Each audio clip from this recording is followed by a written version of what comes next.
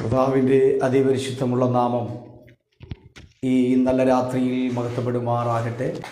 അപ്പോസ്തല പ്രവൃത്തികൾ 2-ാം അധ്യായം അതിൻ്റെ 24-ാമത്തെ വാക്യം ഇങ്ങനെയാണ്: ദൈവമോ മരണപാശങ്ങളെ അഴിച്ചിട്ട് അവനെ ഉയർത്തെഴുന്നേൽപ്പിച്ചു. മരണം അവനെ പിടിച്ചു വയ്ക്കുന്നത് അസാധ്യമായിരുന്നു. വളരെ സുപരിതമായ ഒരു തിരുവെഴുത്താണ്. നമ്മുടെ വാഴ്ത്തപ്പെട്ടവനായിരിക്കുന്ന യേശു ക്രിസ്തുവിൻ്റെ ഉയർപ്പുമായി ബന്ധപ്പെട്ട് കിടക്കുന്ന ഒരു വലിയ വിഷയമാണ്. തൻ്റെ ശിഷ്യന്മാരുമായിട്ട് ഒലുമലക്കരികിൽ നിന്നുകൊണ്ട് താൻ സ്വർഗാരോഹണം ചെയ്യുന്നതിന് തൊട്ട് മുമ്പ് പറഞ്ഞ ഒരു വചനം എനിക്ക് ഓർമ്മ വരുന്നു. നിങ്ങൾ വാങ്ങിപ്പോകാതെ യെരുശലേമിൽ നിന്ന് തന്നെ നിങ്ങൾ കാത്തിരുന്ന് പ്രാപിക്കുവാനിടയായി തീരണം. ഉയരത്തിലെ ശക്തി ലഭിക്കുവോളം നിങ്ങൾ ഈ സ്ഥലത്തുനിന്ന് വാങ്ങിപ്പോകരുത്. അങ്ങനെ പത്രോസിൻ്റെ നേതൃത്വത്തിൽ മർക്കോസിൻ്റെ മാളികമുറിയിൽ 120 പേർ അടങ്ങുന്നൊരു സംഘം, നമുക്കറിയാം, ശെഖിയോൻ മാളികമുറിയിൽ കൂടിയിരുന്നവർ ആരാധിക്കുവാൻ തുടങ്ങി. അവർ പ്രാർത്ഥിക്കുവാൻ തുടങ്ങി. അവർ കാത്തിരുന്നത് ഉയരത്തിലെ ശക്തി പ്രാപിക്കുവാൻ വേണ്ടിയാണ്. കർത്താവ് ഭൂമിയിലായിരുന്നപ്പോൾ അവരോട് അരുളി ചെയ്ത് അവൻ ദൈവശക്തിക്ക് വേണ്ടി നീണ്ട 49 ദിവസം കാത്തിരുന്നു. 50-ാം ദിവസം പെന്തക്കോസ്ത് നാളാണ്. അങ്ങനെ 50-ാം ദിവസം പെന്തക്കോസ്ത് നാളിൽ 120 പേരുടെ മേലും ഉയരത്തിലെ ശക്തി അങ്ങോട്ട് ഇറങ്ങി വന്നു. തിരുവെടുത്ത് പറയുന്നു, അഗ്നിചോല പോലെ പിളർന്ന നാവുകൾ അവർക്ക് പ്രത്യക്ഷമായി. എല്ലാവരും അന്യഭാഷകൾ പറഞ്ഞ് ദൈവത്തെ ആരാധിക്കുമ്പോൾ വിവിധ യഹൂദന്മാർ, പരീശന്മാർ ഓടി വന്ന് ഇവരുടെ നാവിലൂടെ വെളിപ്പെട്ടു വന്ന ദൈവകൃപകളെയും ദൈവശക്തികളെയും കുറിച്ച് ആകുലതയോടെ നിൽക്കുന്ന ഒരു വലിയ ചോദ്യം ഉയർത്തിക്കൊണ്ട് നിൽക്കുന്ന സാഹചര്യത്തിൽ 120 പേരുടെ നടുവിൽ നിന്നുകൊണ്ട് പത്രോസ് എഴുന്നേറ്റ് പറഞ്ഞ ഒരു പ്രസംഗത്തിൻ്റെ ഒരു ചിന്തയാണ് ഇന്ന് രാത്രി നമ്മൾ വായിക്കുവാനിടയായിത്തീർന്നത്.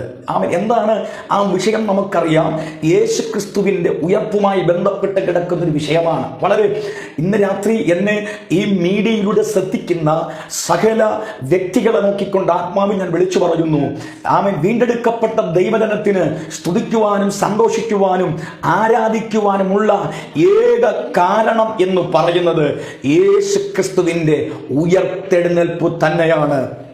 നമുക്കറിയാം, ഇന്നേക്ക് 2020 വർഷങ്ങളുടെ പുറകിൽ മാനവകുലത്തിന്റെ പാപപരിഹാരത്തിനു വേണ്ടി സ്വർഗസീമകളെ വെടിഞ്ഞ് താണലോകത്തിലേക്ക് ഇറങ്ങി വന്ന് മറിയയുടെ ഉദരം കടമെടുത്ത് സ്തോത്രം, നമുക്കറിയാം, കാലിത്തൊഴുത്തിൽ ജനിച്ച് സാധാരണയായി ഒരു മനുഷ്യനെ പോലെ ജീവിച്ച് 30-ാമത്തെ തൻ്റെ വയസ്സിൽ നീണ്ട മൈലുകൾ യാത്ര ചെയ്ത് ആ യോർദാൻ എന്ന് പറയുന്ന നദിയിലേക്ക് യോഹന്നാൻ സ്നാപകനാൽ സ്നാനമെടുക്കുവാൻ നീണ്ട മണിക്കൂറുകൾ നടന്ന് യോഹന്നാൻ സ്നാനമെടുത്ത് പുറത്തു വന്ന് നീണ്ട 3.5 വർഷത്തെ ശുശ്രൂഷ നമുക്കറിയാം.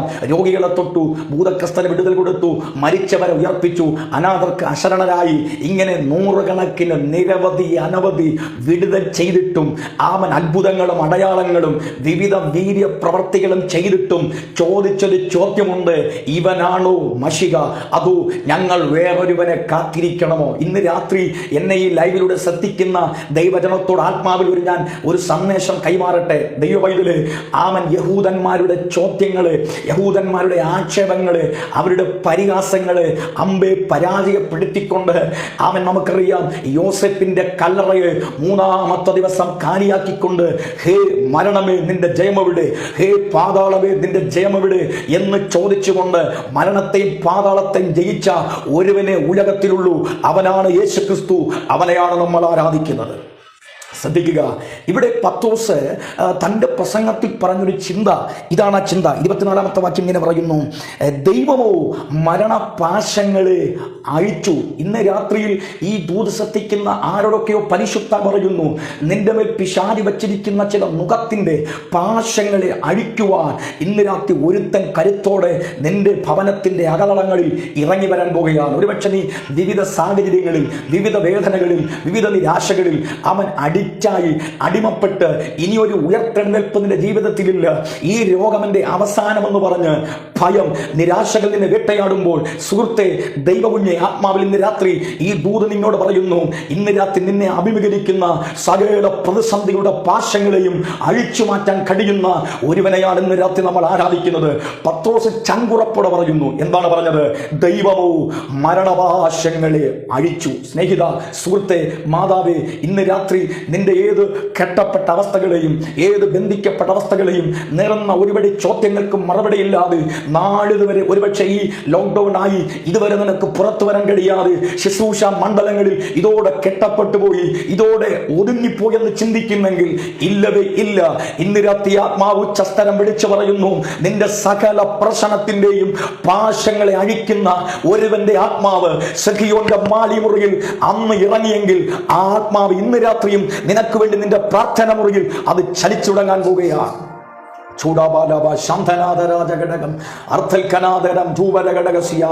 ഇന്ന് രാത്രി ദൈവത്തിന്റെ പൈതലെ ഒരു കാര്യം ഞാൻ പറയുന്നു. പരിശുദ്ധാത്മാവ് 120 പേരുടെ നടുവിൽ അന്നിറങ്ങിയെങ്കിൽ ഇന്നും ആ പരിശുദ്ധാത്മാവ് ചലിച്ചുകൊണ്ടിരിക്കപ്പെടുകയാണ്. ആ പരിശുദ്ധാത്മാവിന് ഇതുവരെ ഇവിടെ തടസ്സം വന്നിട്ടില്ല. പരിശുദ്ധാത്മാവിന് ഇതുവരെ ഇവിടെ ഒരു കേടും വന്നിട്ടില്ല. ഇവിടെ എത്ര ലോക്ക്ഡൌണുകൾ വന്നാലും, ഇവിടെ എത്ര ക്വാറന്റൈൻ വന്നാലും, ഇവിടെ ഏതൊക്കെ വൈറസുകൾ നിന്റെ ജീവനെ, പ്രാണനെ അപകരിക്കുവാൻ നിനക്കെതിരെ വേട്ടയാടിയാലും ഇല്ല. ഇന്ന് രാത്രി ദൈവാത്മ വിളിച്ചു പറയുന്നു, ഇന്ന് രാത്രി നിന്റെ പാശങ്ങളെ അഴിക്കുന്ന ഒരുവൻ ഇന്ന് രാത്രി ജീവിക്കുകയാണ്. ഒരിക്കൽ സങ്കീർത്തനക്കാരനായ മനുഷ്യൻ ഇങ്ങനെ പറഞ്ഞു, ഞാൻ മരിക്കുകയില്ല നിശ്ചയം, ഞാൻ ജീവനോടെ ഇരുന്ന് യഹോവയുടെ പ്രവർത്തികളെ വർണ്ണിക്കും. ആ ഭക്തന പദം പറയണമെങ്കിൽ സുഹൃത്തെ ശ്രദ്ധിക്കൂ, അവന് കൊന്നുകളയത്തക്കവണ്ണം, അവന്റെ ജീവനെ അപകരിക്കത്തക്കവണ്ണം രോഗമോ ശാപമോ വേദനകളോ നിരാശകളോ എന്തു തന്നെ ആയാലും അവന്റെ പ്രാണനെ അപകരിക്കുന്ന തലത്തിൽ ആ സങ്കീർത്തനക്കാരന് വിരോധമായി മരണം വേട്ടയാടുമ്പോൾ ആ മരണത്തെ നോക്കിക്കൊണ്ട് ചങ്കുറപ്പോടെ പറയുന്നു, ഞാൻ മരിക്കയില്ല നിശ്ചയം. ഇന്ന് രാത്രി ഈ ദൂത് ലൈവിലൂടെ ശ്രദ്ധിക്കുന്ന ദൈവകുഞ്ഞ കുടുംബമേ, ഏതൊക്കെയോ വിഷയങ്ങളിൽ നീ തകർന്നും ഏതൊക്കെയോ വിഷയങ്ങളിൽ നീ നുറങ്ങിയും ജീവനെ ഭയപ്പെട്ടുകൊണ്ട് അയ്യോ എനിക്ക് രോഗം വന്നല്ലോ, ഇതെന്റെ അവസാനമെന്ന് പറഞ്ഞുകൊണ്ട് ഒരുപക്ഷെ നീ വീട്ടിന്റെ അകത്തളങ്ങളിൽ വിറങ്ങലിച്ച് നിൽക്കപ്പെടുന്നെങ്കിൽ ഇന്ന് രാത്രി ആത്മാവ് ലൈവിലൂടെ വിളിച്ചു പറയുന്നു, നിന്റെ മുറിക്കകത്തിളങ്ങി വന്ന് നിന്നെ ബന്ധിച്ച പാശങ്ങളെ അഴിച്ച് നിന്നെ സ്വതന്ത്രമാക്കുന്ന ഒരുവന്റെ കരമിത ഈ രാത്രി നിന്റെ മേൽ വെളിപ്പെട്ടു വരാൻ പോകുകയാ. ശ്രദ്ധിക്കപ്പെടുക. ഇവിടെ തിരുവിടത്തിലേക്ക് മടങ്ങി വരുന്നു. 120 പേരുടെ നടുവിലേക്കും ആത്മാവ് അങ്ങോട്ട് ഇറങ്ങി വന്നു. നമുക്കറിയാം, പ്രവചന പുസ്തകത്തിലേക്ക് വരുമ്പോൾ പ്രവാചകന്റെ പുസ്തകത്തിൽ നമുക്കറിയാം, കേബാർ നദീരത്തിരിക്കുന്ന പ്രവാചകൻ കണ്ടത് ഒരു ദൂതനിറങ്ങി വന്ന് ഒരു ചരടുമായി വന്നിട്ട് 1000 മുഴം അളക്കപ്പെടുകയാണ്. ആ മനുഷ്യന്റെ കാലിന്റെ നരിയാണിയോളമായി തീർന്നില്ല. വീണ്ടും ആ ദൈവദൂതൻ 1000 മുഴം അളന്നു. അത് മുട്ടോളമായി നിർത്തിയില്ല. ഇന്ന് രാത്രി ഞാൻ പറയുന്നു, നിന്റെ മേൽ പകർന്നിരിക്കുന്ന ദൈവകൃപ ഒരു അളവ് കൊണ്ട് അളക്കുവാൻ കഴിയാത്ത, നമ്മിൽ പകരപ്പെട്ടിരിക്കുന്ന ദൈവകൃപ ഒരു ശക്തികൾക്കും അളന്ന് തിട്ടപ്പെടുത്താൻ കഴിയാത്തതെങ്കിൽ ഇന്ന് രാത്രി ആത്മ വിളിച്ചു പറയുന്നു, നീ ആയിരിക്കുന്ന ഇടത്തേക്ക് നിന്നെ ആഴങ്ങളിലേക്ക് ഇറക്കുന്ന മുട്ടോളമല്ല, അരയോളമല്ല, നീന്തിട്ടല്ലാതെ കടക്കാൻ വകയാത്ത ഒരു ആത്മപ്രവാഹത്തിന്റെ ആഴങ്ങളിലേക്ക് ഇന്ന് രാത്രി ഇറക്കുന്നൊരു ദൈവകൃപ ഈ ലൈവിലൂടെ നിന്റെ മേൽ പകരപ്പെടാൻ പോവുകയാണ്. നിങ്ങൾ ശ്രദ്ധിക്കൂ, 120 മേലും ആത്മാവ് ഇറങ്ങി വന്നു. യഹൂദന്മാർ പല തലങ്ങളിൽ നിന്നുകൊണ്ട് ചോദിച്ചു, ഇത് ഇവർ ഗലീലക്കാരല്ലയോ? പിന്നെങ്ങനെയായി ഈ ഭാഷയിൽ അവർ സംസാരിക്കുന്നത്? അതിന് തക്കതായ ശക്തമായ താക്കീത് പോലെ യഹൂദന്മാരെ നോക്കിക്കൊണ്ട് പറഞ്ഞ ഒരു ചിന്തയാണ്. ആ യേശുക്രിസ്തുവിന്റെ ജനനം മുതൽ അബ്രഹാമിന്റെ ചരിത്രം തുടങ്ങി യേശുക്രിസ്തുവിന്റെ ഉയർപ്പ് വരെ പത്രോസ് പ്രസംഗിക്കപ്പെടുകയാണ് ചെയ്യുന്നത്. ആ പ്രസംഗത്തിന്റെ ഇടയ്ക്ക് പറഞ്ഞൊരു പദമാണ്, ദൈവമോ മരണപാശങ്ങളെ അഴിച്ചു. അതേ സ്നേഹിത, അതേ സുഹൃത്തെ, നിന്റെ ഏതെങ്കിലും വിഷയത്തിനൊരു പരിഹാരം വരണമെങ്കിൽ അത് ദൈവത്തിന് മാത്രമേ കഴിയത്തുള്ളൂ. അത് ദൈവത്തിൽ കൂടി മാത്രമേ സാധ്യമാകുകയുള്ളൂ. ഇവിടെ ശ്രദ്ധിക്കുക, യോസേപ്പിന്റെ കല്ലറയിൽ അവരടക്കി. നമുക്കറിയാം, അത് സാധാരണ ഒരു അടക്കമല്ല. ഇന്ന് നമ്മളൊരു ശരീരത്തെ കൊണ്ടടക്കുമ്പോൾ അവിടെ വലിയ കാര്യങ്ങളൊന്നും ചെയ്യത്തില്ല. ലോക ചരിത്രം പഠിച്ചു കഴിഞ്ഞാൽ നമുക്കറിയാം, യേശുവിന്റെ കല്ലറ, യേശുവിന്റെ അടക്കം എന്ന് പറയുന്നത് ലോകത്തിന്റെ ചരിത്രത്തെ ഇളക്കി മറിച്ചതാണ്. എന്താണ് അടക്കം? നമുക്കറിയാം, ഒരു കല്ലറയ്ക്കകത്ത് വെച്ചിട്ട് ചരിത്രകാരനായ ജോസിഫസ് പറയുന്നു 6000 പൗണ്ട് ഭാരമുള്ള കല്ല്. ശ്രദ്ധിക്കണമേ സുഹൃത്തേ, ഒരു 10 കിലോയോ 60 കിലോയോ 100 കിലോയോ ഭാരമുള്ള ഒരു കല്ലിന് ഒരു ആരോഗ്യമുള്ള മനുഷ്യന് നിസാരമായിട്ട് തള്ളി മാറ്റാൻ കഴിയും. എന്നാൽ യേശുവിൻ്റെ കല്ലറയുടെ മുമ്പിൽ ഉരുട്ടി വെച്ചത് 6000 പൗണ്ട് ഭാരമുള്ള കല്ലെങ്കിൽ ശ്രദ്ധിക്കപ്പെടുക. ഏത് പ്രതിസന്ധി കൊണ്ട് നിന്നെ ഒതുക്കാൻ പിശാച് ശ്രമിച്ചാലും, അല്ല നിന്നെ അലട്ടുന്ന ഇന്നിൻ്റെ ദിനത്തിലെ പ്രശ്നങ്ങൾ നിന്നെ വലച്ചാലും, പടകിനെ ഉലയ്ക്കുന്നത് പോലെ ശത്രു നിന്നെ ഉലയ്ക്കാൻ ശ്രമിച്ചാലും, ഇന്ന് രാത്രി ആത്മാവ് പറയുന്നു അതിൻ്റെ പാശങ്ങളെ അഴിക്കുന്ന ഒരു കൃപ ഈ ലൈവിലൂടെ നിന്റെ മുറിക്കകത്തേക്ക് ചലിക്കപ്പെടാൻ പോകുകയാണ്. സ്വത്രം ശ്രദ്ധിക്കപ്പെടുക. തീർന്നില്ല. അടുത്തതായി അവർ യഹൂദന്മാർ ചെയ്തത്, പടയാളികൾ ചെയ്തത്, ആ കല്ലിനെ റോമൻ ഗവൺമെന്റിന്റെ ഇംപീരിയൽ മുദ്ര കൊണ്ട് പതിപ്പിക്കപ്പെടുകയാണ്. എന്താ അതിന്റെ അർത്ഥം സ്നേഹിത? ഒരു ശക്തികൾക്കും ഒരു ബാഹ്യ ശക്തികൾക്കും ഈ കല്ലിനെ സ്പർശിക്കാൻ അനുവാദമില്ല. അത് തീർന്നില്ല. മൂന്നാമതൊരു വിഷയം അവിടെ ഉണ്ടായി. ഒരു കാവൽ കൂട്ടത്തെ നിർത്തി യേശുവിന്റെ കല്ലറയെ ഉറപ്പിച്ചു. അർത്ഥം ഞാൻ പറയുന്നു, ഈ ലോകം ഇളകി വന്നാലും ഈ കല്ലറയെ പൊളിക്കാൻ ലോകത്തിന്റെ ഒരു ശക്തികൾക്കും സാധ്യമല്ലെന്നുള്ള ഒരു ചിന്തയോടെ 3 തലങ്ങളിലേക്ക് യേശുവിന്റെ കല്ലറയെ ഒതുക്കി. എന്നാൽ ഇന്ന് രാത്രി ആത്മാവ് ഞാൻ വിളിച്ചു പറയുന്നു സ്നേഹിത, ഈ ദൂതയുടെ ശ്രദ്ധിക്കണമേ. അകത്ത് കിടക്കുന്നവൻ ആരെന്നറിയാമോ? അവൻ നസ്രയനായ യേശുവാണ്. 6000 പൗണ്ട് ഭാരമുള്ള കല്ലുകൊണ്ട് ഒതുക്കേണ്ടവനല്ല. അല്ലയോ പീലാത്തോസേ, ഞാൻ തുറന്നു പറയുന്നു, അത് നിന്റെ 6000 പൗണ്ട് കല്ലിന് അവനെ ഒതുക്കാൻ കഴിയത്തില്ല. അകത്ത് കിടക്കുന്നവൻ യുഗങ്ങളുടെ പാറയായ ക്രിസ്തുവാണ്. 2, ഒരു പീലാത്തോസിന്റെ മുദ്ര വച്ചതുകൊണ്ട് അവൻ പുറത്തു വരാതിരിക്കത്തില്ല. കാരണം അവൻ തത്വത്തിന്റെ മുദ്രയുള്ളവനാണ്. 3, ഒരു 100 പേരടങ്ങുന്ന ഒരു കാവൽക്കൂട്ടത്തെ വച്ചതുകൊണ്ട് അവൻ ഉയർക്കാതിരിക്കത്തില്ല. കാരണം അവൻ സൈന്യങ്ങളുടെ ദൈവമാണ്. ഒന്നുകൂടെ ഞാൻ ആത്മാവിൽ വിളിച്ചു പറയുന്നു, നിനക്ക് വിരോധമായി ശത്രു തമ്പടിച്ചാലും 1000 സൈന്യങ്ങൾ നിനക്കെതിരെ വാടകോരിയാലും ഇല്ല. ഇന്ന് രാത്രി ആത്മാവ് വിളിച്ചു പറയുന്നു, നിന്റെ മേൽ ശത്രു വച്ചിരിക്കുന്ന മരണത്തിന്റെ പാശങ്ങളെ അടിച്ചുകൊണ്ട് നിന്നെ ഇന്ന് രാത്രി ക്രിസ്തുവിൽ നിന്റെ മുമ്പിൽ നിന്നെ സ്വതന്ത്രമാക്കുവാൻ കഴിയുന്ന ഒരു ദൈവകൃപ നിന്റെ പ്രാർത്ഥനാ മുറിയിൽ ഇന്ന് രാത്രി വെളിപ്പെട്ടു വരികയാ. ശ്രദ്ധിക്കപ്പെടുക. ഇവിടെ ദൈവത്തിന്റെ വചനം പറയുന്നു, അവൻ മരണപാശങ്ങളെ അഴിച്ചു. Praise God. അവൻ അടിക്കുന്ന ദൈവമാണ്. ഇന്ന് രാത്രി ഈ വചനം ഇരുത്തി ചിന്തിക്കുന്ന ഒരു ദൈവം ഇതിലെ ആ ക്രിസ്തുവിൻ്റെ ആത്മാവാണ് നിന്റെ മേൽ വസിക്കുന്നതെങ്കിൽ നിന്റെ ശുശ്രൂഷയ്ക്കും നിന്റെ സഭയ്ക്കും വിരോധമായി ദുഷ്ടൻ ബന്ധിച്ച ബന്ധനങ്ങളെ അഴിപ്പാൻ അവൻ്റെ കൃപ നിന്റെ മേൽ വെളിപ്പെട്ട് വരിക തന്നെ ചെയ്യും. കർത്താവ് തൻ്റെ ശിഷ്യന്മാർ നോക്കിക്കൊണ്ട് ഇങ്ങനെ പറഞ്ഞു, നിങ്ങൾ ഭൂമിയിൽ കെട്ടുന്നത് സ്വർഗത്തിൽ കെട്ടപ്പെടും, നിങ്ങൾ ഭൂമിയിൽ അടിക്കുന്നത് സ്വർഗത്തിൽ അഴിയുമെങ്കിൽ ഇന്ന് രാത്രി ആത്മാവ് പറയുന്നു, നിന്നെയും നിന്റെ തലമുറകളെയും നിന്റെ ശുശ്രൂഷകളെയും പിശാച് ബന്ധിക്കുവാൻ ശ്രമിച്ചെങ്കിൽ അവന്റെ സകല പാശങ്ങളെയും അഴിച്ചറിയുവാൻ കഴിയുന്ന ഒരു ദൈവകൃപ ഇന്ന് രാത്രി നിന്റെ മേൽ വെളിപ്പെട്ടു വരികയാണ്. നമുക്കറിയാം, യോഹന്നാന്റെ ലേഖനത്തിലേക്ക് വരുമ്പോൾ ആമേൻ, യോഹന്നാൻ പറഞ്ഞൊരു പദം എനിക്ക് ഓർമ്മ വരുന്നു, പിശാചിന്റെ പ്രവർത്തികളെ അഴിപ്പാനത്രേ ദൈവപുത്രൻ പ്രത്യക്ഷമായി ഇറങ്ങി വന്നതെങ്കിൽ, അവനിൽ വെളിപ്പെട്ട ദൈവകൃപയാണ് നിങ്ങളിൽ വ്യാപരിക്കുന്നതെങ്കിൽ, ആ ആത്മാവാണ് എന്നിൽ വ്യാപരിക്കുന്നതെങ്കിൽ, എന്നെയും നിങ്ങളെയും ഭൂമിയുടെ ഭൂപരപ്പിൽ നിന്ന് തുടച്ചറിയാൻ ഏതൊക്കെ രോഗത്തിന്റെ കാഠിന്യതകൾ, ഏതൊക്കെ വൈറസുകൾ അതിന്റെ ശക്തിയോടെ വെളിപ്പെട്ടു വന്നാലും, ഏതെല്ലാം രോഗത്തിന്റെ ആഴങ്ങൾ അതിനെതിരെ വെളിപ്പെട്ടു വന്നാലും, ഇന്ന് രാത്രി നിന്റെ മേൽ പകർന്നിരിക്കുന്ന ദൈവകൃപ കൊണ്ട്, നിന്റെ മേൽ വെളിപ്പെട്ടു വന്നിരിക്കുന്ന ദൈവശക്തി കൊണ്ട് ഇന്ന് രാത്രി അതിനെ അഴിച്ചു കളയുവാനുള്ള ഒരു ദൈവകൃപ ഇന്ന് രാത്രി നിന്റെ മേൽ സ്വർഗം റിലീസ് ചെയ്യപ്പെടുകയാ. ശ്രദ്ധിക്കപ്പെടുക. ഇവിടെ ദൈവത്തിന്റെ വചനം പറയുന്നു, പിശാചിന്റെ പ്രവർത്തികളെ അഴിക്കുക എന്നുള്ളതാണ്. അപ്പം നമ്മിൽ ഭരമേൽപ്പിച്ചിരിക്കുന്ന റെസ്പോൺസിബിലിറ്റി അഥവാ ഉത്തരവാദിത്വം എന്ന് പറയുന്നത് പിശാചിന്റെ പ്രവർത്തികൾ അഴിക്കുക. എന്താണ് പിശാചിന്റെ പ്രവൃത്തി? തിരുവചനം പറയുന്നു, പിശാച് വരുന്നത്, കള്ളൻ വരുന്നത് അറുക്കാനും മുടിക്കുവാനും മോഷ്ടിക്കുവാനും എന്ന് പറഞ്ഞാൽ ഒരു വീടിൻ്റെ അടിസ്ഥാനം വരെ തോണ്ടി മറിച്ച് കളയാൻ, പിഴുതുകിറ കളയുവാൻ, ഒരു ഭവനത്തിൻ്റെ അടിസ്ഥാനങ്ങൾ ഉലച്ചു കളയുവാൻ ശത്രു കള്ളൻ കയറി വരുന്നത് പോലെ ദുഷ്ടപിശാച് ഈ ലോകത്തിൻ്റെ അന്ധകാരാധിപതി രക്ഷിക്കപ്പെട്ട് കൃപ പ്രാപിച്ച ഒരു ദൈവഭക്തനെ ഭൂമിയുടെ ഭൂപരപ്പിൽ നിന്ന് തുടച്ചറിയുവാൻ അവൻ ശക്തിയോടെ വാത കെട്ടിയാലും ഇന്ന് രാത്രി ആത്മാവ് പ്രാപിച്ച ദൈവജനത്തോട് ഈ ലൈവിലൊരു സന്ദേശം ഞാൻ കൈമാറുന്നു.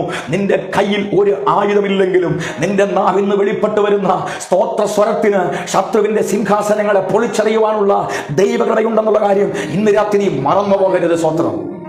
ധന്യനായ പൗലോസ് കൊരിന്ത്യർ സഭയ്ക്ക് ലേഖനം എഴുതുമ്പോൾ ഇങ്ങനെ ഒരു കാര്യം പറഞ്ഞു, ഞങ്ങൾ ജഡത്തിൽ സഞ്ചരിക്കുന്നവർ. എൻ്റെ അർത്ഥം എന്തുവാ? നാം ജഡത്തിൽ ജനിക്കപ്പെട്ടവരാണ്. പക്ഷെ ഒരു കാര്യം, നാം ഓരോരുത്തരും ജഡപ്രകാരം പോരാടുന്നില്ല. അതിൻ്റെ അർത്ഥം എന്തുവാ? ദൈവത്തിൻ്റെ പൈതലേ, നമുക്ക് കായിക ബലമല്ല വേണ്ടത്. സ്വപ്നം ചിലത് അഴിക്കണമെങ്കിൽ, ചിലത് അഴിയണമെങ്കിൽ ബുദ്ധിയല്ല ഇവിടെ വേണ്ടത്. ചിലത് തകരണമെങ്കിൽ അവൻ ലോകത്തിലെ ജ്ഞാനമല്ല വേണ്ടത്. ദൈവത്തിൻ്റെ വചനം പറഞ്ഞ് ലോകത്തിൻ്റെ ജ്ഞാനം ദൈവത്തിന് ഭോഷത്വമാണ്. അങ്ങനെയെങ്കിൽ ഭോഷത്വമായ നിന്നെ തിരഞ്ഞെടുത്ത് നിന്റെ അകതളത്തിൽ വെളിപ്പെട്ടു വരേണ്ടത് ദൈവത്തിന്റെ ജ്ഞാനത്തിന്റെ ആത്മാവാണ്. ആ ആത്മാവുള്ളിൽ അവൻ പൗലോസിന്റെ അകത്തളത്തിൽ കയറി വന്നപ്പോൾ പൗലോസ് പറയുന്നു, ഞങ്ങൾ ജഡത്തിൽ സഞ്ചരിക്കുന്നവരാണ്, പക്ഷേ ഞങ്ങൾ ജഡത്തിൽ പോരാടത്തില്ല. അടുത്ത പദം ശ്രദ്ധിക്കുക, ഞങ്ങളുടെ പോരിന്റെ ആയുധങ്ങൾ ജഡീകങ്ങളല്ല. അതിന്റെ അർത്ഥം ഞാൻ പറയുന്നു, ഞാൻ നേരത്തെ ഉച്ചരിച്ച പദം ആവർത്തിക്കുന്നു. ഞങ്ങളുടെ കയ്യിലുള്ളത് നിസാരപ്പെട്ടൊരു കത്തിയല്ല, ഒരു വാക്കത്തിയല്ല, ഒരു സാധാരണ അവൻ കൊല്ലൻ ഉണ്ടാക്കുന്ന ഒരു വെട്ടിരിമ്പല്ല, ഒരു കത്തിയല്ല. ശത്രുവിന്റെ കണ്ണുകൾക്ക് കാണാൻ കഴിയാത്ത, ലോകത്തിന്റെ നഗ്ന നേത്രങ്ങൾക്ക് കാണുവാൻ കഴിയാത്ത ഒരു ദൈവശക്തി നിന്റെ അകത്തുണ്ടെങ്കിൽ ഇന്ന് രാത്രി ലോകം നിനക്ക് വിരോധമായി കീഴ്മേൽ മറിഞ്ഞാലും അതിനെ ചവിട്ടിയെറിയുവാനുള്ള ദൈവകൃപ ഇന്ന് രാത്രി ലൈവിലൂടെ നിന്റെ മേൽ സ്വർഗം പകരുവാൻ പോകുകയാണ്. സ്തോത്രം. അവിടെ പൗലോസ് ഉത്തരിച്ചു പറയുന്നു, ഞങ്ങളുടെ പോരിന്റെ ആയുധങ്ങൾ ജഡീകങ്ങളല്ല. പിന്നെന്തുവാ? കോട്ടകളെ ഇടിപ്പാൻ ദൈവസന്നിധിയിൽ ശക്തിയുള്ള ഒരായുധം എൻ്റെ മേൽ ദൈവം നൽകപ്പെട്ടിരിക്കുന്നു. ആയുധത്തിന്റെ പേരാണ് ഗോഡ് ഓഫ് ഗിഫ്റ്റ്. ദൈവത്തിന്റെ കൃപ, ദൈവത്തിന്റെ സാന്നിധ്യം, അതത്രേ ദൈവത്തിന്റെ വെളിപ്പാട്, അതത്രേ ദൈവത്തിന്റെ പരിജ്ഞാനം. ആ പരിജ്ഞാനം നിന്റെ അകത്തുണ്ടെങ്കിൽ മോശ ഏത് ഭറവന്മാരുടെ മുമ്പിലും ആ കൃപ നിന്റെ അകത്ത് വെളിപ്പെട്ട് കഴിയുമ്പോൾ ദൈവത്തിന്റെ വഴിയിലെ ഏത് ബാധകൾക്കും നിന്നെ തൊടാൻ കഴിയത്തില്ല. ഒരു സംഹാര ശക്തികൾക്കും നിന്നെ ഒതുക്കാൻ കഴിയത്തില്ല. കാരണം എന്നാണെന്നറിയാമോ? ദൈവത്തിന്റെ കൃപയിലാണ് നീയും ഞാനും ആശ്രയം വെച്ചിരിക്കുന്നത്. ആ അർത്ഥത്തിൽ പൗലോസ് പറയുന്നു, ഞങ്ങൾ ജഡത്തിൽ പോരാടത്തില്ല, ഞങ്ങളുടെ പോരിന്റെ ആയുധങ്ങളോ ജഡീകങ്ങൾ അല്ല. എന്ന് പറഞ്ഞാൽ ഞങ്ങൾ ജഡത്തിൽ വാക്കുപോരിന് വരത്തില്ല. എന്ന് പറഞ്ഞാൽ നമുക്ക് ദൈവമായിട്ടൊരു ബന്ധമുണ്ട്. എനിക്കൊരു വിഷയം വന്നാൽ, എനിക്കൊരു പ്രതികൂലം വന്നാൽ, എനിക്കൊരു പ്രതിസന്ധി വന്നു കഴിഞ്ഞാൽ വാക്കുപോലിനല്ല ഞാൻ പോകേണ്ടത്. പ്രാർത്ഥനാമുറിയിൽ കഥകടച്ച് ദാനിയേൽ പ്രാർത്ഥിച്ചു. എന്താ പ്രാർത്ഥിച്ചത്? അവനെ കൊന്നുകളയുമെന്നും അവനെ സിംഹത്തിന്റെ കൂടി ഇട്ട് കളയുമെന്നും കൽപ്പന വെളിപ്പെട്ട് വന്നപ്പോൾ പ്രതിയോഗി ചലഞ്ചിങ് അവൻ അരുളി ചെയ്തപ്പോൾ അവൻ പിന്മാറിയില്ല. അവൻ പതുപോലെ തന്റെ പ്രാർത്ഥന മുറിയിൽ കയറി. ഇന്ന് രാത്രി ദൈവവചനത്തോട് ഞാൻ ചോദിക്കട്ടെ, ദൈവവൈദ്യരെ, എത്ര പേർക്ക് ഈ സാക്ഷരതയോടെ ഈ കാര്യങ്ങളെ ഉൾക്കൊള്ളുവാനായിട്ട് കഴിയും? എത്ര പേർക്ക് വിഷയങ്ങൾ വരുമ്പോൾ, ആകുലതകൾ വരുമ്പോൾ, ചോദ്യങ്ങൾ വരുമ്പോൾ പെറുപെറുപ്പില്ലാതെ, വാദപ്രതിവാദമില്ലാതെ നാമെ നിരന്തരമായി ചെയ്യുന്നത് പോലെ പ്രാർത്ഥനാ മുറിയിൽ കയറി എത്ര പേർക്ക് കഥകടയ്ക്കാൻ കഴിയും? എത്ര പേർക്ക് ദൈവമായി നിലവിളിക്കുവാനായിട്ട് കഴിയും? ദാനിയേലിന്റെ ചുണ്ടാൻ വിറച്ചില്ല, മുട്ടുകാൽ ആടിയില്ല. ദാനിയേലിന് ഒരു കാര്യം അറിയാം, തനിക്ക് ദൈവമായൊരു ബന്ധമുണ്ട്. ഇന്ന് രാത്രി ദൈവത്തിന്റെ പൈതല് സിംഹത്തെ കണ്ട് അവനെ നേരിട്ട് കണ്ടിട്ടുണ്ട്, പക്ഷെ സിംഹത്തെ പേടിയില്ല. കാരണം സിംഹത്തെ സൃഷ്ടിച്ചവനെയാണ് അവൻ ആരാധിക്കുന്നത്. ഇന്ന് രാത്രി ലോകത്തിലെ ഒരു ശക്തികളെയും നീ ഭയപ്പെടരുത്. ലോകത്തിലെ ഒരു രോഗത്തെ നീ ഭയപ്പെടരുത്. കാരണം നമുക്കറിയാം, ഇപ്പോൾ ലോകത്തെ ഭയപ്പെടുത്തി പരാജയത്തിന്റെ അല്ലെങ്കിൽ ഭീതിയുടെ മുൾമുനെ നിർത്തിയിരിക്കുന്ന രോഗമല്ലേ COVID-19. സ്വത്രം. ഒരുപക്ഷെ ഇത് ഇന്നോ നാളെയോ അല്ലെങ്കിൽ അടുത്ത മാസമോ തീർന്നില്ല. ദൈവത്തിന്റെ വചനം പറയുന്നു, ഇവിടെ മഹാമാരികൾ വരും എന്ന് പറഞ്ഞാൽ ഒന്ന് തീരുമ്പോൾ ഇനി നാളുകളിൽ വേറൊന്നും ഇവിടെ സംഭവിച്ചു എന്ന് വരാം. പക്ഷേ രക്ഷിക്കപ്പെട്ട് ദൈവകൃപ പ്രാപിച്ച് വിശുദ്ധ ജീവിതം നയിക്കുന്ന ഒരു ദൈവവൈതൽ ഒരിക്കലും പിന്മാറുകയില്ല. ഒരിക്കലും അവൻ പുറകോട്ട് പോകത്തില്ല. അവന്റെ വിഷൻ എന്ന് പറയുന്നത്, അവന്റെ ദർശനം എന്ന് പറയുന്നത്, അവന്റെ ടാർഗറ്റ് എന്ന് പറയുന്നത് നിത്യതയാണ്. ഇന്ന് രാത്രി എന്നെ കേൾക്കുന്ന ദൈവത്തിന്റെ പൈതല്, ഈ ലൈവൊക്കെ ചെയ്യേണ്ട കാര്യം എന്തുവാ? സ്വത്രമില്ലൂയ. അവൻ ഒരുപക്ഷെ നമ്മുടെ പ്രസംഗത്തിന്റെ ഗാംഭീര്യം നിങ്ങൾ അറിയിക്കുകയല്ല. പ്രത്യുത താമസമിന തന്നെ കാത്തിരിക്കുന്ന തന്റെ വിശുദ്ധന്മാരെ ചേർക്കാൻ യേശു മധ്യാകാശത്തിൽ വെളിപ്പെട്ടു വരുമ്പോൾ ഒരുങ്ങിയിരിക്കുന്ന തന്റെ ജനത്തെ അവൻ ചേർക്കപ്പെടുവാനിടയായി തീരും. ഒരുങ്ങിയിട്ടുണ്ടോ? ഇന്ന് രാത്രി ഈ ദൂതിന്റെ അവസാനത്തിൽ ദൈവാത്മാവ് ചോദിക്കുന്നു, ഇന്ന് രാത്രി ദൈവത്തിൽ നീ ഒരുങ്ങിയിട്ടില്ലെങ്കിൽ, നിന്റെ മനസ്സ് ഒരുക്കമില്ലെന്ന് പറയുന്നെങ്കിൽ ഇത് ലാസ്റ്റ് ഒരു ചാൻസ് ആയിരിക്കും. ഒരു പക്ഷേ ഇന്ന് രാത്രി ദൈവത്തിന്റെ വചനം പറയും, ഇന്ന് രാത്രി നീ മരിച്ചാൽ നിന്റെ നിത്യത എവിടെയാണ്? ഹല്ലേലൂയ. പക്ഷെ ഇന്ന് രാത്രി നമുക്കൊരു ഉറപ്പ് വേണം, എന്റെ പേർ വിളിക്കും നേരം ഞാൻ അവിടെ കാണും. പാട്ട് എങ്ങനെ പറയുന്നു?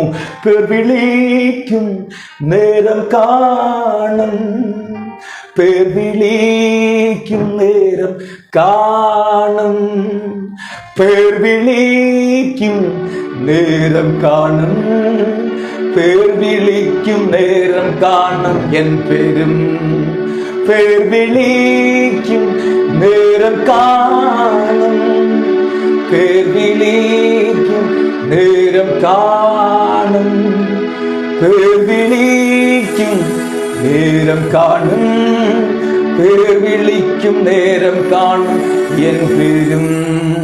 നമ്മുടെ പ്രത്യാശ എന്ന് പറയുന്നത് അവന്റെ പുസ്തകത്തിൽ നമ്മുടെ പേര് ഉണ്ട് എന്നുള്ളത് തന്നെയാണ്. ഇന്ന് രാത്രി ഞാനും നിങ്ങളും സ്വയം ശോധന ചെയ്യേണ്ടത് നമുക്കെത്ര ബാങ്ക് ബാലൻസ് ഉണ്ടെന്നല്ല, നമുക്ക് എത്ര നില കെട്ടിടമുണ്ടെന്നല്ല, ഏത് വാഹനം ഞാൻ ഓടിക്കുന്നു എന്നുള്ളതല്ല, എത്ര ആരോഗ്യമുള്ള മക്കൾ ഉണ്ട് എന്നുള്ളതല്ല, ഞാൻ ഏതുവരെ പഠിച്ചു എന്നുള്ളതല്ല. അതൊക്കെ നല്ലതാണ്. പക്ഷെ ഇന്ന് രാത്രി ആത്മ പറയുന്നു, നാം ശോധന ചെയ്യേണ്ടത് നിന്റെ പേര് അവന്റെ പുസ്തകത്തിൽ ഇന്ന് രാത്രി ഉണ്ടോ ഇല്ലെന്ന് നിന്റെ മനസാക്ഷി പറയുന്നെങ്കിൽ പറയുന്നു, നീ ദൈവത്തിങ്കിലേക്ക് മടങ്ങി വരണം. സ്വത്രം, നീ ദൈവത്തോട് യാചിക്കണം, നിന്റെ കുറവുകളെ നീ ഏറ്റുപറയണം, അവനോട് അനുഭവിക്കണം. ദൈവവചനം പറയുന്നു, നിന്റെ പാപം എത്ര കടുംചുമപ്പായാലും അത് ഹിമം പോലെ വെണ്മയാക്കുന്നവൻ. ഇന്ന് രാത്രി സുഹൃത്തെ, ഏത് പാപത്തെയാണ് ആർക്കാണ് മാറ്റുവാൻ കഴിയുക? നമുക്കറിയാം, ഏത് പാപത്തെയും മാറ്റുവാൻ കഴിയുന്ന ഊനമില്ലാത്തൊരു രക്തക്കറ കാൽവറി 2020 വർഷങ്ങൾക്ക് മുമ്പ് ഇരുകള്ളന്മാരുടെ നടുവിൽ അവൻ നമുക്ക് വേണ്ടി അവൻ മരിച്ച് അടക്കപ്പെടുവണ്ടയായി തീർന്നു. അടക്കം കൊണ്ട് അവസാനിച്ചിരുന്നെങ്കിൽ യേശുവിനെ പ്രസംഗിക്കാൻ ഞാൻ വരത്തില്ല. നമ്മുടെ ദൈവം ഇന്ന് രാത്രി, നമ്മുടെ കർത്താവ്, അവൻ മരണം കൊണ്ട് 6 അടി മണ്ണിൽ തീർന്ന് അവൻ ഒതുങ്ങിയവനല്ല. 6 അടി മണ്ണ് സ്വത്രം പൊളിച്ചുകൊണ്ട് മരണത്തിൽ നിന്ന് എന്നേക്കുമായി ഒരു ജയത്തെ കർത്താവ് നമുക്ക് തന്നെങ്കിൽ ഇന്ന് രാത്രി, നാളെയോ ഇന്നോ മറ്റന്നാളോ നമ്മൾ മരിക്കും. പക്ഷേ നമ്മുടെ ജീവിതം അവിടെ കൊണ്ട് തീരത്തില്ല. നമ്മൾ അവരോടുകൂടെ യുഗങ്ങൾ വാഴാൻ പോവുകയാണ്. ഇന്ന് രാത്രി എത്ര പേർക്ക് പ്രത്യാശയുണ്ട്? തിരുവെടുത്തിലേക്ക് ഞാൻ ഓടി വരുന്നു. സ്തോത്രം. ഇവിടെ ദൈവവചനം പറയുന്നു, മരണത്തിന്റെ പാശങ്ങള് അവൻ അഴിച്ചു. സ്തോത്രം. ഒരു ചിന്ത കൂടെ ഞാൻ വേഗത്തിൽ പറഞ്ഞുകൊണ്ട് എൻ്റെ വാക്കുകൾക്ക് ഇവിടെ വിരാമം കുറിക്കുവാൻ ഞാൻ ആഗ്രഹിക്കപ്പെടുകയാണ്. ലൂക്കോസ് വിശേഷം, സ്തോത്രം, ഹല്ലേലൂയ, 13-ാം അധ്യായം അതിൻ്റെ 10-ാമത്തെ വാക്യമാണ്. ലൂക്കോസ് വിശേഷം 13-ാം അധ്യായം അതിൻ്റെ 10-ാമത്തെ വാക്യം ബൈബിൾ ഇങ്ങനെ പറയുന്നു. ലൂക്കോസ് വിശേഷം 13-ാം അധ്യായത്തിന്റെ 10-ാമത്തെ വാക്യം. നമുക്ക് യേശു ഒരു ശവത്തിൽ ഒരു പള്ളി നിൽക്കപ്പെടുകയാണ്. ഒരു പള്ളിയിൽ ഉപദേശിച്ചു കൊണ്ടിരിക്കുമ്പോൾ 18 സംവത്സരമായി ഒരു രോഗാത്മാവ് ബാധിച്ചിട്ട് ഒട്ടും നിവരുവാൻ കഴിയാതെ കൂനിയായ ഒരു സ്ത്രീ, പേര് പറയാത്തൊരു സ്ത്രീയാണ്. ആ രോഗിയുടെ പേരിലാണ് രോഗി അറിയപ്പെടുന്നത്, കൂനിയായ സ്ത്രീ. എത്ര വർഷമാണ് അവിടെ പറയുന്നു? 18 വർഷം. കുഞ്ഞെ, സ്നേഹിത, സുഹൃത്തെ, ഇന്ന് രാത്രി ഞാൻ ചോദിക്കട്ടെ, ഒട്ടും നിവരാൻ കഴിയാതെ ഒരു മണിക്കൂർ നിനക്കിരിക്കാൻ കഴിയത്തില്ല, ഒരു ദിവസം നിനക്കിരിക്കാൻ കഴിയത്തില്ല. നീണ്ട 18 വർഷമായി പാരമ്പര്യം പറയാൻ ഉള്ള ഒരു സ്ത്രീയാണ്. 18 വർഷം കൊണ്ട് ആലയത്തിന്റെ അകത്തളത്തിൽ ദൈവവചനം കേൾക്കാൻ കഴിയാതെ കൂനിയായിരുന്ന ഒരു സഹോദരിയാണ്. ഇന്ന് രാത്രി അവിടെ ദൈവത്തിന്റെ വചനം അവൻ പറയുന്ന ഇങ്ങനെയാണ്, യേശു അവളെ കണ്ടു, അടുക്കെ വിളിച്ചു. ഒരു നല്ല സ്വത്രം ഇന്ന് രാത്രി എനിക്ക് പറയാൻ വകയുണ്ട്. കാരണം ഒത്തിരി മത പുരോഹിതന്മാർ ഉള്ളങ്കയും നീലങ്കയും മാതളപ്പഴവും നഗവർണ്ണമൊക്കെ അണിഞ്ഞുകൊണ്ട്, സ്തോത്രം, അല്ലെങ്കിൽ നീളമുള്ള കുപ്പായങ്ങൾ അണിഞ്ഞുകൊണ്ട് മതമേലധ്യക്ഷന്മാർ നീണ്ട 18 വർഷം ശുശ്രൂഷിച്ചിട്ടും അവരുടെ കണ്ണുകൾക്ക് കാണാൻ കഴിയാതെ, നിവരാൻ കഴിയാതെ കൂനിയായിരുന്നവളെ യേശു കണ്ടു, അടുക്ക വിളിച്ചു. ഇതാ സുഹൃത്തെ നമ്മുടെ ദൈവത്തിന്റെ പ്രത്യേകത. ആര് തകർന്നിരിക്കുമോ, ആര് നിവരാതിരിക്കുമോ, ആര് തലകുനിയപ്പെട്ടു, എവിടെ നീ അപമാനിക്കപ്പെട്ടു, ഏത് വിഷയത്തിൽ നിന്നെ ബന്ധിച്ചോ ആ വിഷയത്തെ ഇന്ന് രാത്രി അഴിച്ചിട്ട് നിന്റെ കൂനുകളെ, നിന്റെ തകർച്ചകളെ നിവർത്താൻ കഴിയുന്ന യേശു ഇന്ന് രാത്രി നിന്റെ മുറിയിലേക്ക് ഇറങ്ങി വരികയാണ് ചെയ്യുന്നത്. ഇവിടെ ദൈവത്തിന്റെ വചനം പറയുന്നു, യേശു അവളെ കണ്ടു, സ്തോത്രം, ഹല്ലേലൂയ, അടുക്ക് വിളിച്ചു, സ്ത്രീയെ, നിന്റെ രോഗബന്ധനം അഴിഞ്ഞിരിക്കുന്നു. ഇതാ അതിന്റെ പ്രത്യേകത. നമ്മൾ ഇന്ന് കണ്ടുകൊണ്ടിരിക്കുന്നത്, ഒരു രോഗി ഉണ്ടെങ്കിൽ രോഗി വിളിച്ചിട്ട് ചോദിക്കും, എത്ര വർഷമായി, എത്ര നാളായി, എവിടെ പാർക്കുന്നു, എവിടെ ജീവിക്കുന്നു, എന്തൊക്കെ പഠിച്ചു, എന്തൊക്കെ ബാങ്ക് ബാലൻസ് ഉണ്ട് എന്നൊക്കെ ചോദിക്കും. പക്ഷെ കർത്താവ് ഒന്നും ചോദിച്ചില്ല. അടുക്ക വിളിച്ചിട്ട് പറഞ്ഞു, സ്ത്രീയെ, നിന്റെ രോഗബന്ധനം അഴിഞ്ഞിരിക്കുന്നു. അർത്ഥം ഞാൻ പറയുന്നു, യേശുവിന്, ശ്രദ്ധിക്കുക, യേശുവിന് മരണത്തിന്മേൽ മാത്രമല്ല രോഗത്തിന്റെ മേലും അവൻ അധികാരമുണ്ട്. അവൻ തീർന്നില്ല, അവന് പാപത്തിന്റെ മേൽ അധികാരമുണ്ട്. നമുക്കറിയാം, കവർന്നഭൂമിയിൽ യേശു കടന്നില്ലും ഒരു വീടാണ്. നമുക്കറിയാം, ആർക്കും കയറാൻ പറ്റാതെ തിങ്ങി നിൽക്കുന്ന ഒരു കൂട്ടം. സ്വത്രം. ഒരു മനുഷ്യനെ കട്ടിലോട് ഇറക്കപ്പെടുകയാണ്. പക്ഷപാതക്കാരനായിരിക്കാം, ഒരുപക്ഷെ അവൻ ഏത് രോഗമെന്ന് അറിയത്തില്ല. അവനെ കട്ടിലോട് ഇറക്കപ്പെടുകയാണ്. യേശു അവനെ കണ്ടിട്ട് അവനെ തൊട്ടു. എന്താ പറഞ്ഞത്? മകനെ, നിന്റെ പാപങ്ങൾ മോചിപ്പിച്ചിരിക്കുന്നു. അർത്ഥം ഞാൻ പറയുന്നു, യേശുവിന് മരണത്തിന്മേൽ മാത്രമല്ല, രോഗത്തിന്മേൽ മാത്രമല്ല, പാപത്തെയും അഴിപ്പാൻ അവന് ശക്തിയുണ്ട്. കാരണം അവൻ പാപത്തെ ജയിച്ചവനാണ്, അവൻ രോഗത്തെ ജയിച്ചവനാണ്, അവൻ മരണത്തെ ജയിച്ചവനാണ്. ഇവിടെ എന്തെങ്കിലും വിഷയമുണ്ടെങ്കിൽ സകലതിനെ ജയിച്ച ഒരുവനെയുള്ളൂ, അവനാണ് യേശു കർത്താവ്. ഇന്ന് രാത്രി സുഹൃത്തെ, ആത്മാവിന് ഒരു കാര്യം പറയാം. സ്വത്തൊരു പക്ഷേ നീ കേൾക്കപ്പെടുന്ന, നീ രക്ഷിക്കപ്പെടാത്ത വ്യക്തിയായിരിക്കാം, രോഗത്താൽ ബന്ധിക്കപ്പെട്ട വ്യക്തിയായിരിക്കാം, മരണം നിന്നെ വേട്ടയാടുന്ന വ്യക്തിയായിരിക്കാം. ഇന്ന് രാത്രി മരണത്തിന്റെ പാശങ്ങൾ അമഴിച്ചെങ്കിൽ, ഇവിടെ പള്ളിക്കകത്ത് വെച്ച് രോഗത്തിന്റെ ബന്ധനം അമഴിച്ചെങ്കിൽ, ഒരു വീട്ടിനകത്ത് വെച്ച് പാപത്തിന്റെ ബന്ധനത്തെ അടിച്ചു വിട്ടു. ഇന്ന് രാത്രി ഞാൻ ആത്മാവ് വിളിച്ചു പറയുന്നു, യേശു സകല പ്രതികൂലങ്ങളെയും അവൻ അഴിക്കുന്ന ദൈവമാണെന്ന് രാത്രി. ഈ വചനത്തിന്റെ ദൂതത്രേ പത്രോസ് യഹൂദന്മാരോട് പ്രസംഗിപ്പാൻ ഇടയായിത്തീർന്നത്. ഇന്ന് രാത്രി എത്രവർക്ക് എന്നോട് ചേർന്ന് പറയുവാൻ കഴിയും, അവൻ മരണത്തെ മാത്രമല്ല, രോഗത്തിന്റെ പാശങ്ങളെ അഴിച്ചൊരു ദൈവമാണ്. അവൻ രോഗത്തിന്റെ പാശങ്ങളെ മാത്രമല്ല, അവൻ പാപത്തിന്റെ പാശങ്ങളെ അഴിച്ച ഒരു ദൈവമാണ്.